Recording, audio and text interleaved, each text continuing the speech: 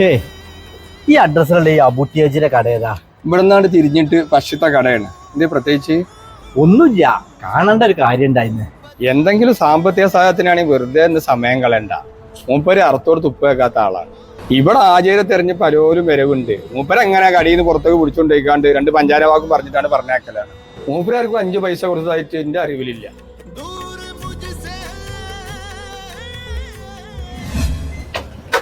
മക്കളെ, ഈ ആചാര്യ എപ്പോഴാ വരിക?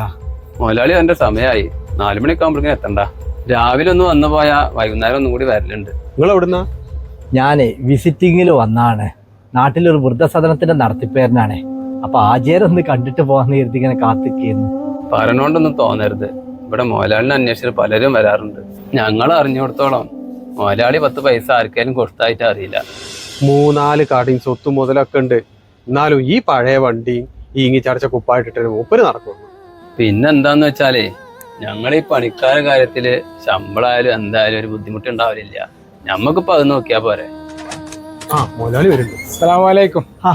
വലൈക്കും അസ്സലാം വറഹ്മത്തുള്ളാഹി വബറകാതുഹു. ആചാര്യ, ഞങ്ങളൊന്ന് കാണാൻ വേണ്ടിട്ട് ഇങ്ങനെ കാത്തിക്കുന്നു. ഞാൻ നിങ്ങളെ തെരഞ്ഞ് മറ്റേ കടയിൽ പോയപ്പോ നിങ്ങൾ ഇവിടെ ഉണ്ടാവും എന്ന് പറഞ്ഞ് അതിപ്പോ ഇങ്ങോട്ട് പോകുന്നത്. അവിടെ പോയപ്പോ കുട്ടികൾ പറഞ്ഞു വരി നമുക്ക് പുറത്ത് സംസാരിക്കാം.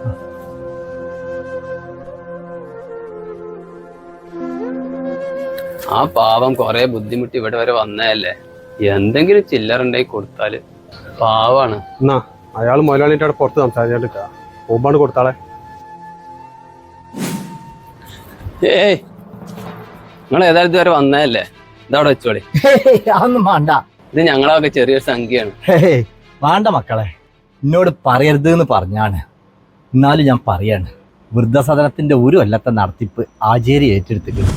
ഇൻഷാ അള്ളാ ആയുസ് ഉണ്ടെങ്കിൽ അടുത്ത കൊല്ലം ആചാര്യനെ ഏറ്റെടുക്കാന്നാണ് പറഞ്ഞത്. നിങ്ങൾ ഞങ്ങളെ മുതലാളിനെ പറ്റി തന്നെയാണ് ഈ പറഞ്ഞത്? അതെ, ആചാര്യ ഇങ്ങനെ ഒരുപാട് നല്ല കാര്യങ്ങൾ ചെയ്യുന്നുണ്ടെന്ന് അറിഞ്ഞിട്ട് തന്നെയാണ് ഞാൻ ആചാര്യ കാണാൻ വന്നത്. പക്ഷേ ആൾക്കാരെ മുമ്പിൽ ആചാര്യ അറിവ് പിരിക്കനേക്കാരം. അത് ഈ 4 ആളെ മുമ്പിൽ വെച്ച് കൊടുക്കാത്തതുകൊണ്ടാണ്. സമ്പത്തുകൊണ്ട് പടച്ചോൻ ചിലരെ പരീക്ഷിക്കും, അർഹതപ്പെട്ടവർക്ക് എത്തിക്കാൻ പടച്ചോൻ ഇത് ചിലരെ ഏൽപ്പിക്കും. പക്ഷേ ചിലര് പടച്ചോനെ പറ്റിക്കും. ആ പാവങ്ങളെ പ്രാർത്ഥന മാത്രം മതി ആചാര്യക്ക്.